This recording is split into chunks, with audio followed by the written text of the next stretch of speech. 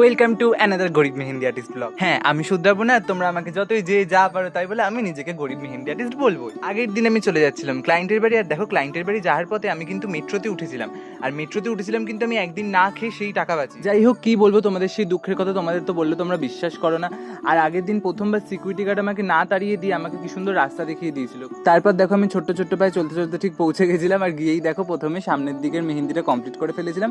আর তোমরা দেখো আর দেখে বলেও তোমাদের কেমন লাগলো। আমার পার্সোনালি ডিজাইনটা খুব পছন্দ ছিল, এটা ক্লায়েন্টেরই একটা চয়েস করা ডিজাইন। আর তারপর ক্লায়েন্ট এই উপরের দিকে ডিজাইন করে যায় একটুখানি লাঞ্চ ব্রেকে।